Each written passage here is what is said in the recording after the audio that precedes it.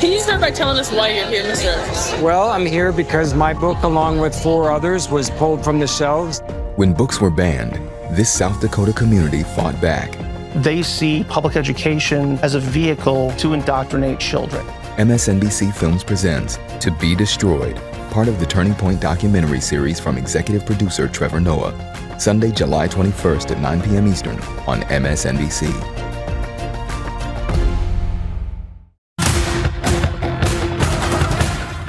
Tonight on the ReidOut. The bottom line here is that we're not going anywhere. I am not going anywhere.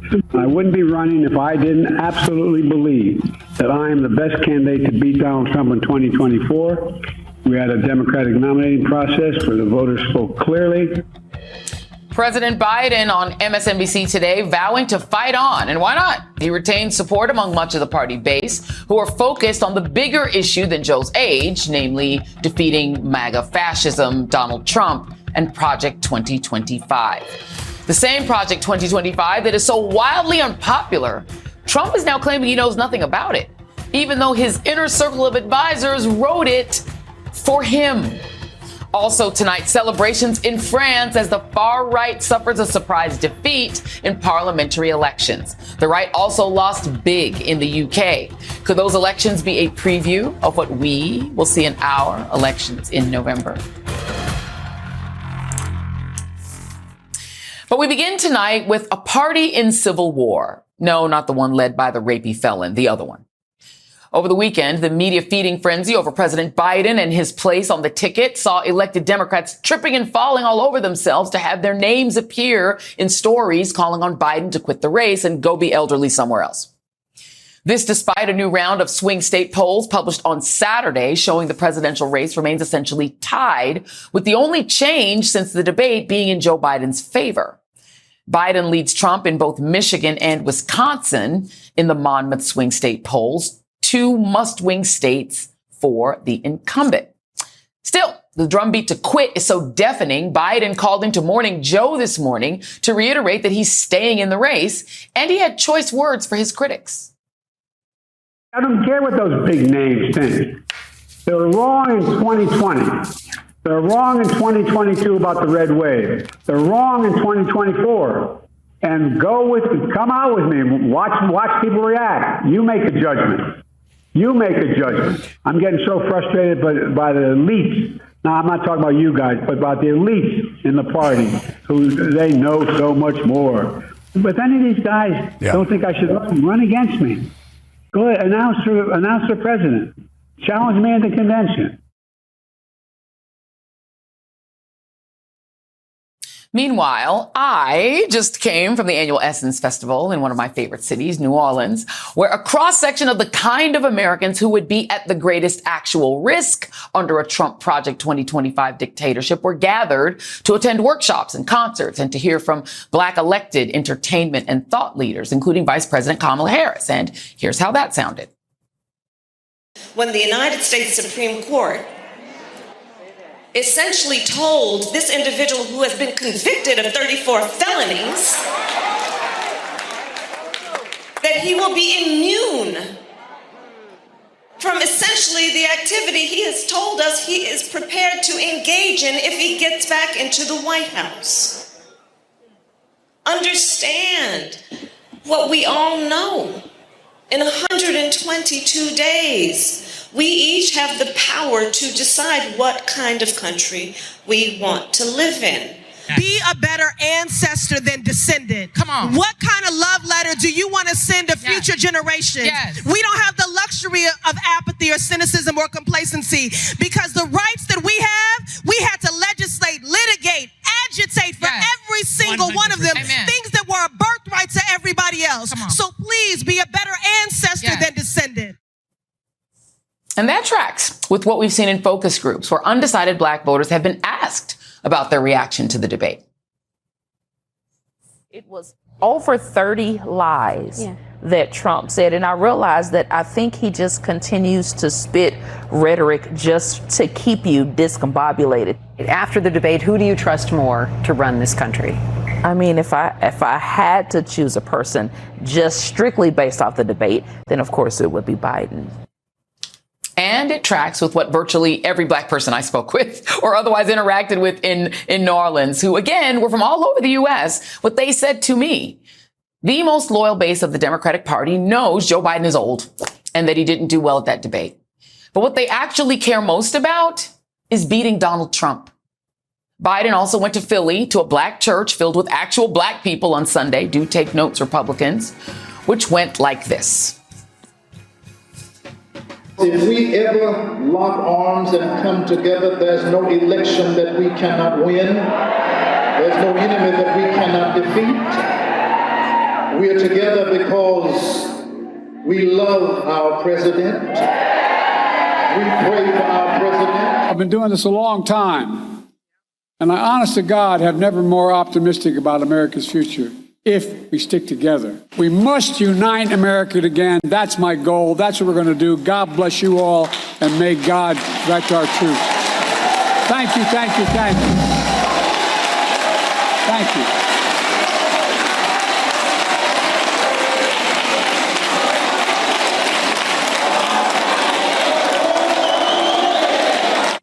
Okay, that's an entire black church, and not a black church filled with MAGA visitors, chanting 4 more years for President Biden. He then spoke to a group of labor leaders and members in this very important and his real-life home state. All of that happened this weekend. But please, privileged, rich, white elected Democrats, you just keep publicly defenestrating your party leader and president to feed the media thirst for Democrats in disarray stories because you're scared for your own seats and apparently don't know how to campaign on a surging economy, high-tech jobs, and $35 insulin. I mean, you're the most important thing here, right? You and your donors, of course, not the actual voters in your party base who can't afford to see prices double on everything they buy due to Trump's China tariffs and who would be the first ones fired from their federal civil service jobs under Project 2025 or shot in the streets by Trump's stormtroopers if they protest. You do you. The media is super entertained, and that's what's important. And also, this is your brand, right? Remember after Democrats passed Obamacare? Obamacare's popular now, sure. Imagine being able to see a doctor or take your kid to the emergency room. But it wasn't always a slam dunk people pleaser. And it was actually quite toxic, with some Democrats running away from the president's signature health care reform law. They didn't want Obama to campaign for them or endorse them. They treated him as a pariah in states where he was deeply unpopular. In 2014, Allison Lundgren Grimes, a Democratic Secretary of State challenging Senate Minority Leader Mitch McConnell, refused to reveal whether she'd even voted for President Barack Obama, dodging the question by reporters and even during a debate of Kentucky's Senate race. Why are you reluctant to give an answer on whether or not you voted for President Obama? Bill, there's no reluctancy. This is a matter of principle. Our Constitution grants here in Kentucky the constitutional right for privacy at the ballot box, for a secret ballot. You have that right. Senator McConnell has that right. Every Kentuckian has that right. Ms. Grimes had no problem, however, noting that she was a delegate for Hillary Clinton at the 2008 Democratic Convention. The party does this. It's quite on brand. Running from Obama in 2014 helped to finally complete the Republican takeover of the South, including all but 2 Senate seats and every state legislature. And you know who paid the highest price for Democrats' scaredy cat fumblings when a Democrat holds the White House? The same kind of voters who were at Essence Fest. Because Republican control of the part of the country where a majority of Black Americans still live has meant dramatic declines in education funding, stalled expansion of Obamacare, radical abortion bans, including threats to jail women and doctors in states like Louisiana, book bans and total bans on teaching accurate Black history. Black Americans are the proverbial canary in the coal mine. When conservatives hurt us, which they've always done, regardless of whether they've called themselves Democrats or Republicans throughout this country's history, the pain is soon shared by everyone of every race who is not a rich, white, straight man or his loyal anti-woman voting wife. But, you know, freaking out is kind of the Democrats' brand. The editorial board class at one point or another has called on every Democratic president from Bill Clinton on to withdraw their candidacy for re-election, and elected Democrats have promptly fled from that president. It is kind of a tradition. Republicans briefly did the same after the Access Hollywood tape came out, and for a hot second after the January 6th insurrection, when the Chicago Tribune and other papers, even Rupert Murdoch's Wall Street Journal, said Trump should resign. Something none of the major editorial boards did when Trump snatched migrant babies from their mothers, or banned Muslim grannies from coming to the U.S., or killed 1 million people by lying about COVID and telling folks to inject bleach into their bodies rather than just take the vaccine that his own government helped fund the creation of. But as we all know, that didn't last either time, because in the end, the Republican Party stands for nothing except accumulating power for its own sake and for the sake of tax cuts for their donors. And most in the media just enjoy the drama. But real people actually get hurt by this stuff. And over time, the restrictions that Republicans erect to voting and the disillusionment triggered by having every advancement canceled and replaced by increased incarceration, increased poverty and want, while a small number of rich people eat up all the money and destroy the literal air non-rich people breathe, creates the kind of vicious cycle that produced 23% voter turnout in the off-year election that put Louisiana's Donald Trump, cruel and awful Jeff Landry in the governor's mansion. But for the grace of God and voters, America could soon be Louisiana or Florida or Texas or Tennessee. Because Republicans are determined to inflict the same poverty and want and cruelty and mass incarceration and woman slavery and unchristian nationalism that they've condemned the states that they run to on us all. With Trump as their Project 2025 dictator marionette and the Leonard Leo Supreme Court conservatives as their star chamber. But ask elected Democrats what the real problem is, and they, and most of the media, will tell you it's Democratic presidents every time. Meanwhile, we got a taste of what conservatives have in mind if elected Democrats and donors succeed in driving Biden off the ticket in favor of Vice President Kamala Harris. This person, writing at the Rupert Murdoch rag, the New York Post, rolled out the right's new favorite slur, sliming Vice President Harris as the DEI hire vice president, to which I have both a question and a statement. First, the question. Exactly who are you, Charles Gasparino? Like, literally, who are you? And what qualifies you to write an editorial about the presidency, even in the dollar store New York Times, other than you being a white guy? Like, what are your qualifications besides that, Charles? Are you like a presidential historian or something? No? All right. You're just a discount rack, conservative, generic, racist, angry person. Not sliding in unqualified at all, are you? And now the statement, which I will edit to PG-13 as this is a family show. We are not going to let a bunch of mediocre, whiny conservatives turn diversity, equity, and inclusion into a slur. That lady you're sliming was the Attorney General of this country's largest state and a United States Senator, which fully qualifies her for her current position as Vice President of the United States. And if she were to become president, not only would she have earned it by getting tens of millions of votes and thus becoming a duly elected official DEI, she would also possess more qualifications than you. What was the name again? Something Gasparino could ever hope to have on your best day. Now go off and write about golf or dancing off beat or whatever your actual skill set is, because you're not qualified to discuss the vice president. She's doing her black job and has no time for you. I, however, did have time tonight. So there you go. Now back to the news. President Biden will host a high-stakes NATO summit this week because he's the actual president, which means meetings, speeches, and dinners capped by a news conference on Thursday. While in the other party, Donald Trump, who spent the weekend pivoting between golfing and running from Project 2025 like it has the plague, should be spending this week answering questions about why every single person involved in the project is directly connected to him and his former administration and to his campaign's Agenda 47 plan, which we will get to shortly.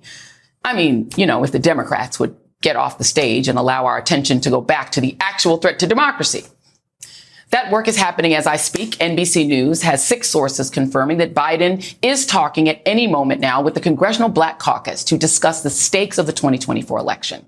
A short time ago, I spoke to one of its members who was in that meeting, Congresswoman Jasmine Crockett, queen of the B6 clapback, who is doubling down on her Biden support amid various colleagues discussing whether Biden should be removed. And we'll have that interview next. Stay with us. When books were banned, this South Dakota community fought back. MSNBC Films presents To Be Destroyed, part of the Turning Point documentary series. Sunday, July 21st at 9 p.m. Eastern on MSNBC. Stay up to date on the biggest issues of the day with the MSNBC Daily newsletter. Each morning, you'll get analysis by experts you trust, video highlights from your favorite shows. 2024 is now truly the most important election in the history of our country. Previews of our podcasts and documentaries, plus written perspectives from the newsmakers themselves, all sent directly to your inbox each morning. Get the best of MSNBC all in one place. Sign up for MSNBC Daily at msnbc.com.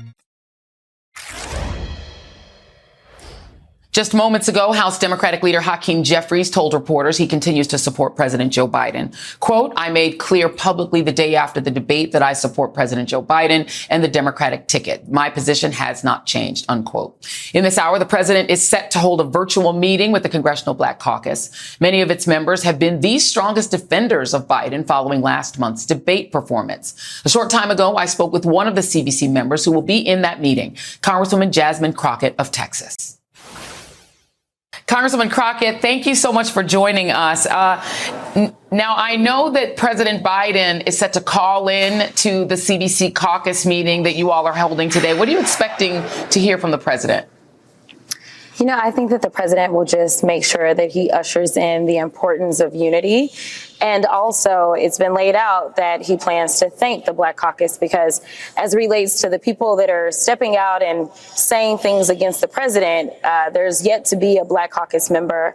And we've also seen that a lot of Black supporters on the ground have been very clear that they support this ticket because they understand the stakes. And so I think what people need to start centering is the stakes. And I think it's easier for Black and brown folk to center that because we will be the ones in the direct line of fire if Trump is allowed to enter the White House again.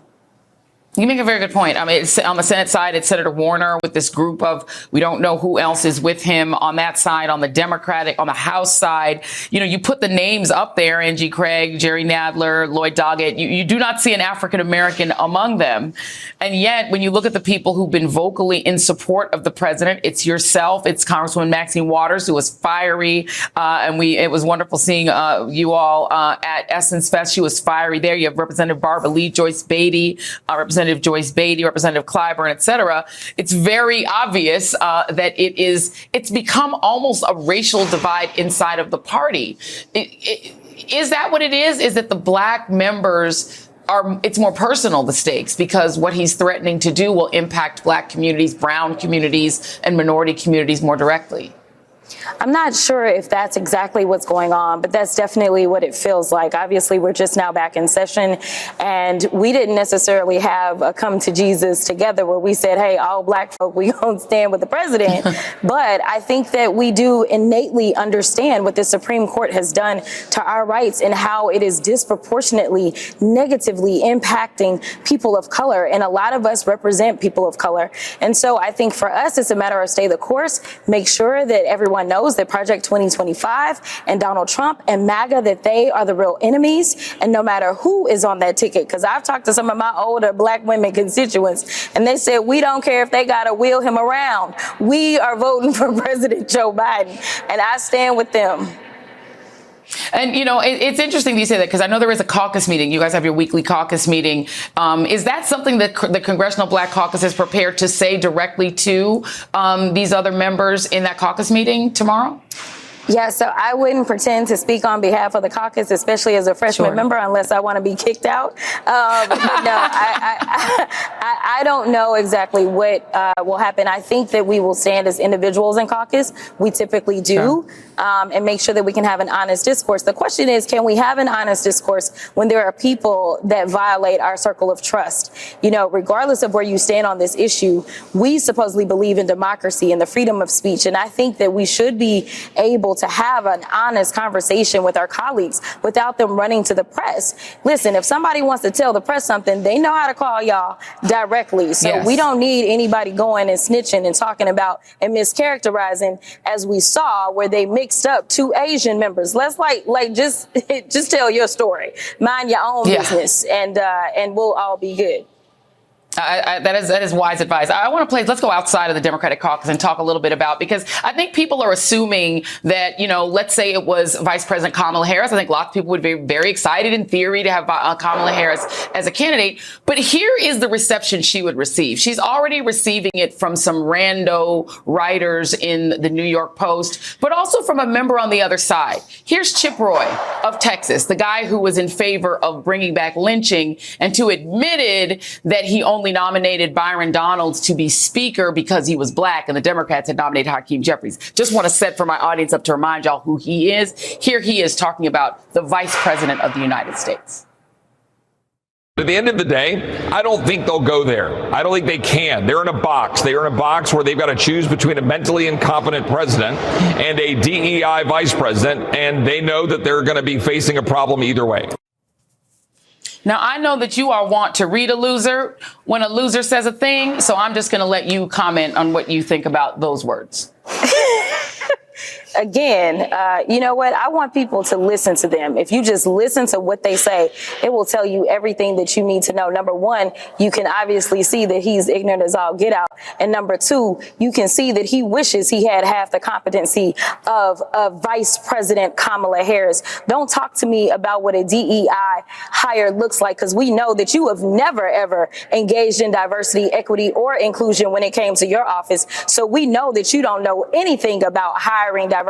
But let me tell you one of the real facts about diversity in this country. We're missing out on trillions of dollars in GDP, and they can go and check the receipts if they want to, because we have the rogue governors coming out of the state of Texas that are anti-DEI. We've got the rogue governor in Florida and so forth. And so what they need to do is get over their incompetence and just try to get on our level and decide that they're going to compete and start to come up with actual policies instead of going after people because of how they look or how they were born. Instead, they need to focus on taking care of the American people, which means that you're going to take care of people other than just white folk. It means that you take care of brown, Hispanic, Asian, and everyone. We can always count on this particular freshman to keep it real and tell it like it is. Congresswoman Jasmine Crockett, thank you, as always. Much appreciated. Have a good one. Thank you. And coming up, Donald Trump is trying to make the highly unbelievable claim that he knows nothing about Project 2025. And we cannot let him get away with it. Plus, Republicans have written an extreme new platform, and we have details on that next.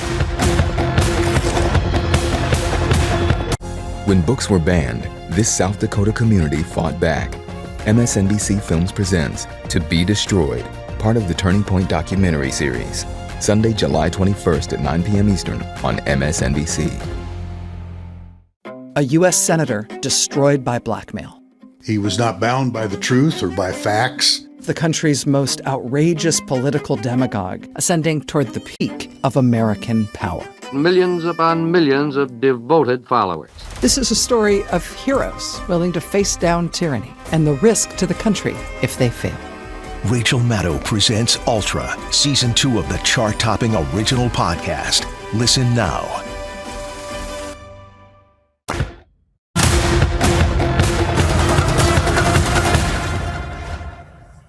Lost in the Democratic hand-wringing over President Biden is the danger posed by a second Donald Trump presidency.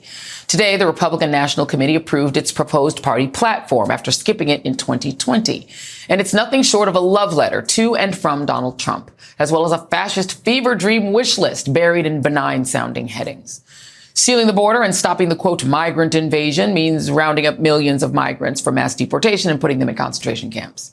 Protecting American workers from unfair trade is code for slapping tariffs on everything that's important. Just think about the last time you went into Walmart. Flip over any product and look at where it comes from. A lot of it comes from China. Now think about the price of each of those things doubling, because a tariff is literally a tax that you, the consumer, pays on any item from the country that's targeted. But wait, there's more. Cultivating great schools and patriotic education means banning books on Black history and anything that includes LGBTQ themes, and closing the Department of Education, which is the federal agency that facilitates student loans and grants to help kids pay for college, and that ensures that laws mandating girls and minorities are treated equally in educational institutions. And government by and for the people is a fancy way of saying what they used to call states' rights. meaning states get to ban abortion, ban birth control, ban IVF, or ban same-sex marriage. And then there's keeping men out of women's sports, which is just an open attack on trans kids that these people will never meet and just want to mess with because they hate the fact that they exist. This latest iteration of a roadmap to a second Trump presidency comes as Donald Trump lies about another extreme right-wing roadmap, Project 2025, which advocates, among other things, replacing civil servants with Trump lackeys throughout the federal government, putting the Justice Department under Trump's control so he can prosecute whoever annoys him, and banning abortion medication nationwide. Trump posted on his social media, "I know nothing about Project 2025. I have no idea who's behind it." I guess that means Trump doesn't know the people who worked in his administration that were involved in crafting Project 2025. Just to name a few. There's Trump's Office of Management and Budget Director, Russ Vought, who's also the policy director for the RNC Platform Committee. There's Trump's former personal aide, John McEntee, and white nationalist former senior advisor, Stephen Miller, the ghoul behind migrant family separation, whose white rights legal group is on Project 2025's advisory board. The project's director, Paul Dans, served in Trump's Office of Personnel Management. There's also former cabinet secretaries Ben Carson, Christopher Miller, and Ken Cuccinelli, and White House trade advisor Peter Navarro, who's currently in prison for contempt of Congress. I guess Trump also doesn't know Kevin Roberts, president of Project 2025's parent group, the Heritage Foundation. You know, the guy who promised violence if the left resists, who is seen here shaking the dear leader's hand. Joining me now is Maya Wiley, president and CEO of the Leadership Conference on Civil and Human Rights, and Joe Conason, political columnist and author of the great new book, The Longest Con, How Grifters, Swindlers, and Frauds Hijacked American Conservatism. Quite apropos. But Maya, I'm going to start with you. The Project 2025 proposals, people really, they may not read the 900 pages, but it is frightening stuff. Talk about where you stand on it from a civil rights point of view. Well, I have to laugh, although it's not funny at all, because if you read even just Chapter 18, which is the chapter that says we're going to get rid of Department of Education, we don't like Pell Grants, and we hate anything that's called diversity, equity, and inclusion, is a frontal attack on every civil right we have won through the Civil Rights Act of 1964 that we're celebrating its 60th anniversary. And even the president of the Heritage Foundation wanted to celebrate the Civil Rights Act of 1964 at the same time that he is standing proudly on a document that says we are going to take it all away because we think it hurts white people. When the truth is, everything we've done, every advance we've made, whether it's literally extending the life expectancy of Black Americans by 3.5, almost 4 years, the Civil Rights Act of 1964 helped do that.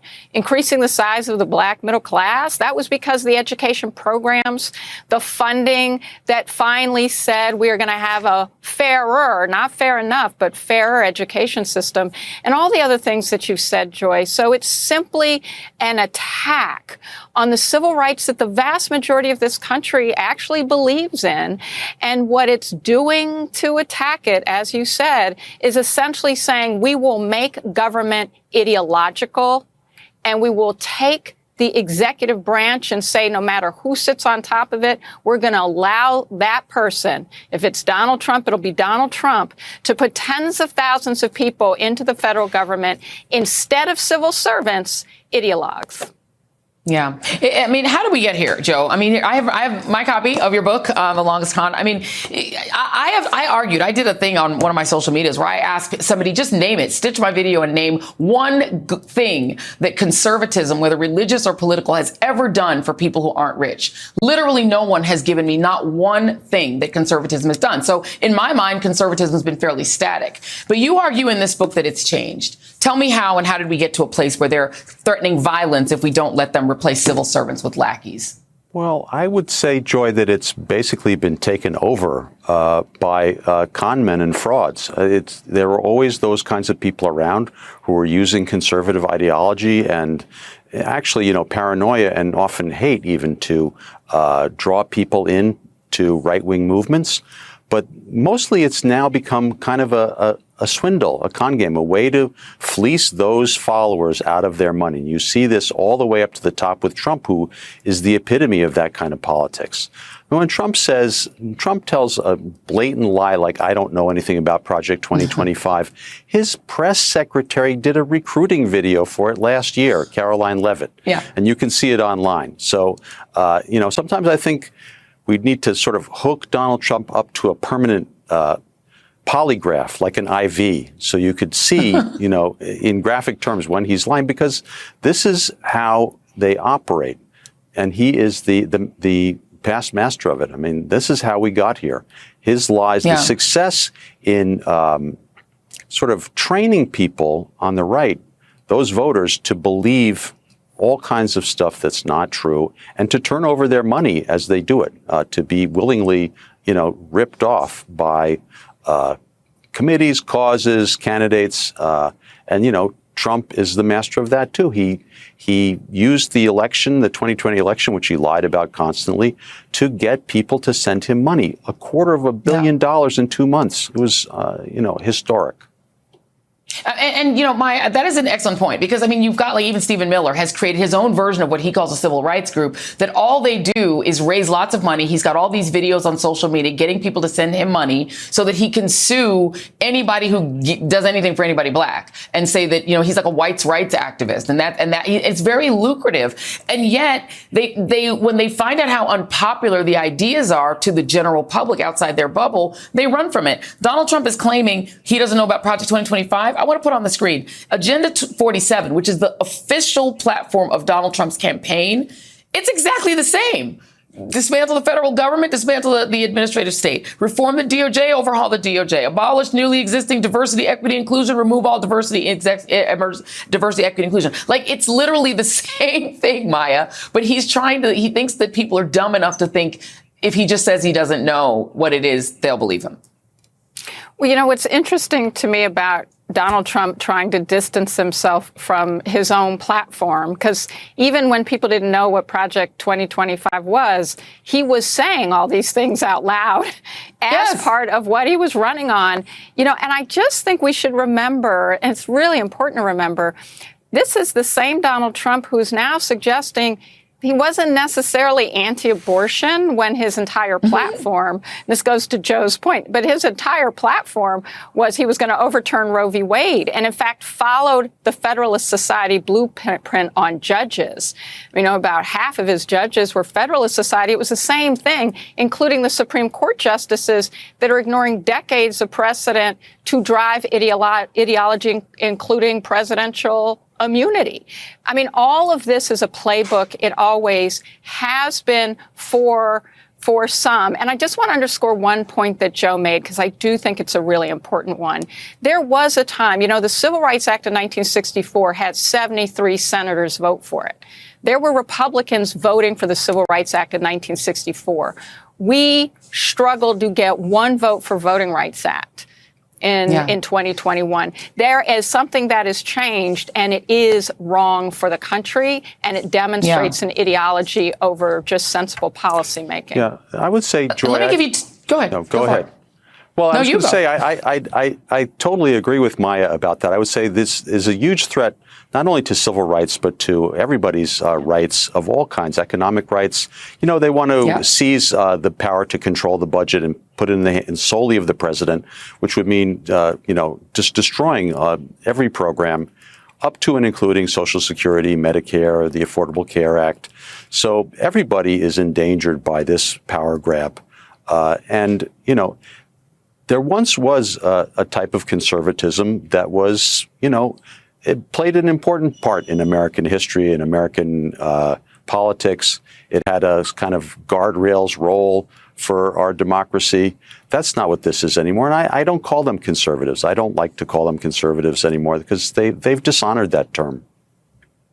Indeed. And if we had time, we would get into some of the specific ones. You had Marco Rubio, who used to call himself a conservative, J.D. Vance, who's been all over the place calling Trump Hitler. And now all of a sudden he's like, they're all baying for an opportunity to be at the table. The difference, Joy, is now he thinks that's a compliment. Yes. You're absolutely right. Fair point. Maya Wiley, Joe Conason. Here's the book. It's called The Longest Con. Y'all pick it up. I believe it drops tomorrow. Thank you and congratulations, both of you. Thank you for both of you for being here and coming up despite all the hand wringing. Cheers. Despite all the hand-wringing over the world turning to the far right, the opposite has happened, with the anti-Brexit Labour Party winning the UK's election in a landslide, and the left in France blocking Marine Le Pen's far-right government from taking over. Plus, in a big move, Iran elected a reformist president. So what does all of this mean ahead of our own election? We'll discuss next. Who's calling me?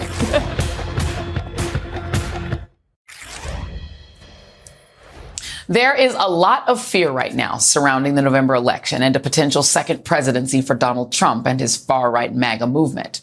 But before you enter full-fledged panic mode, let's just take a look at what happened in the past couple of days around the world, where voters from 3 different countries all showed up to the polls and rejected far-right extremism.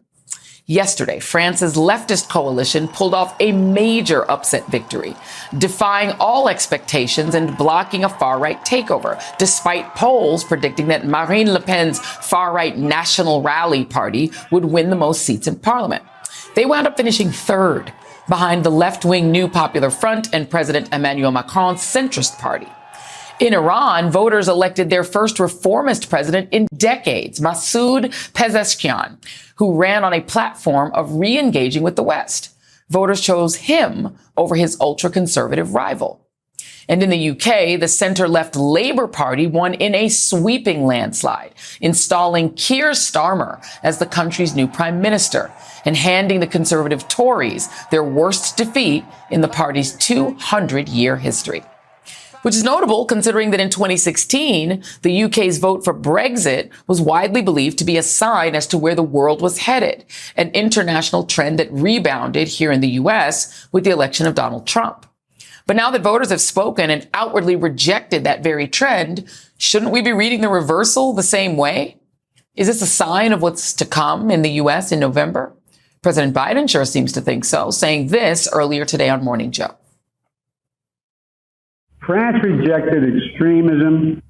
Democrats will reject it here as well. Trump is a guy who is an extreme candidate. I can't think of a candidate in my lifetime that's been more extreme. He makes George Wallace look like a patriot. We'll talk about all of that and more after the break.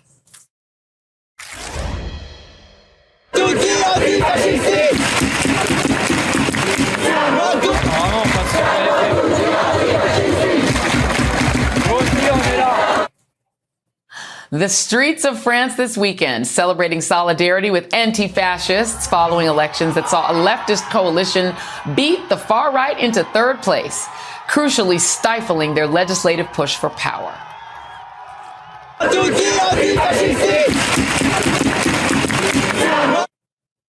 That is a sentiment that hopefully also holds true here in America in just 4 months' time.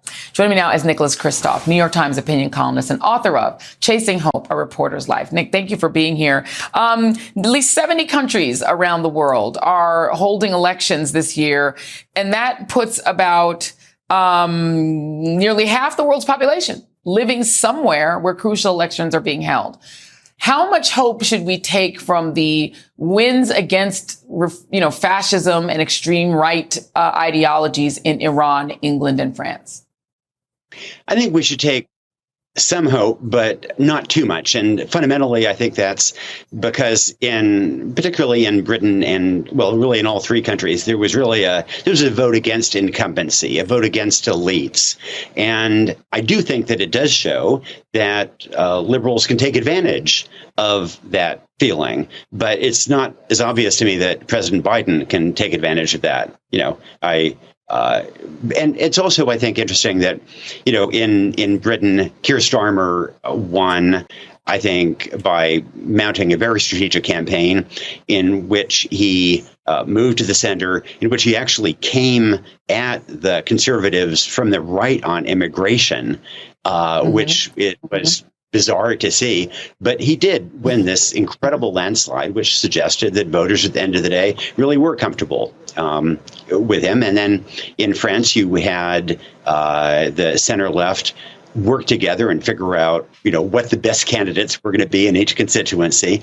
And again, pulled this rabbit out of the hat that things can be done, but one has to be really careful and really strategic about it.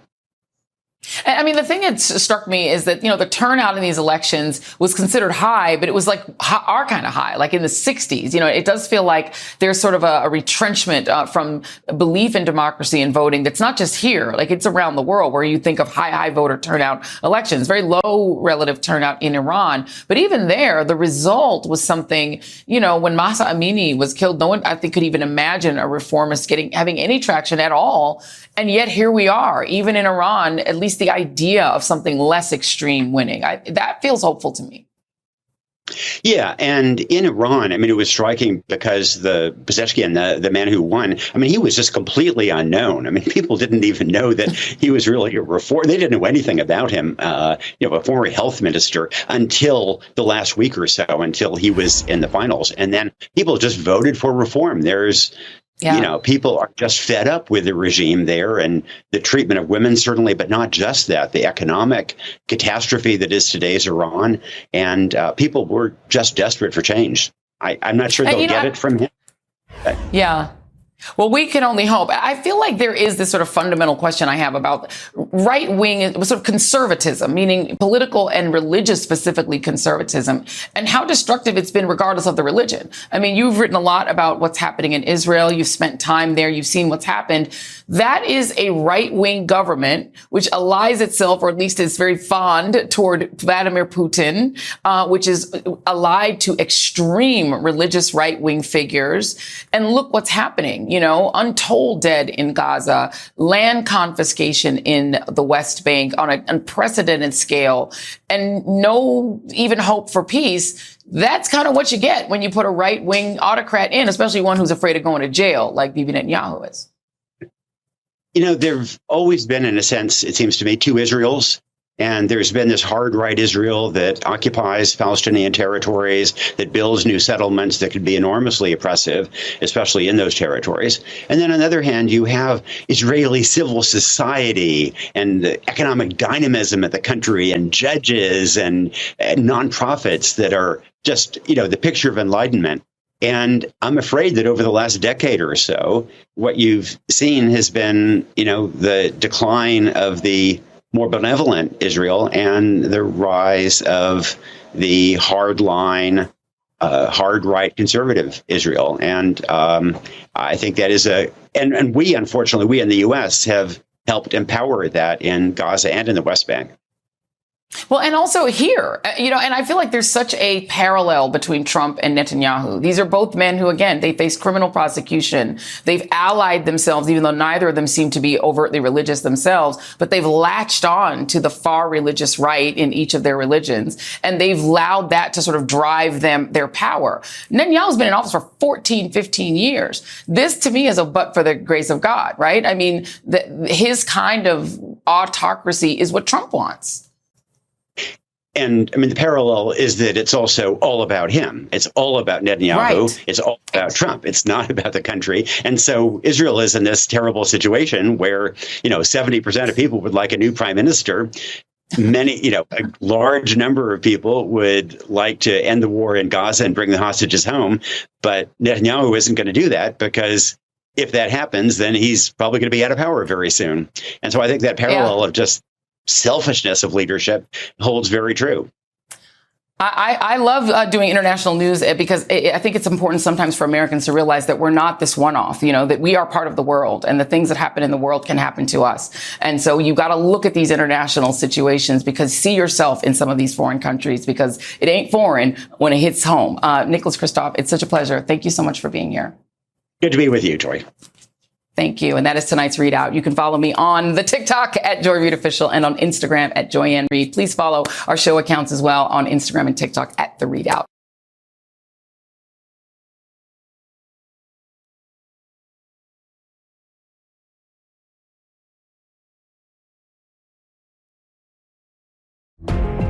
Can you start by telling us why you're here, Mr. Evans? Well, I'm here because my book, along with 4 others, was pulled from the shelves.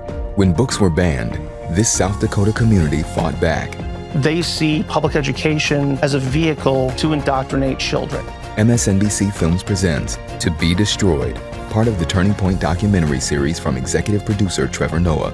Sunday, July 21st at 9 p.m. Eastern on MSNBC.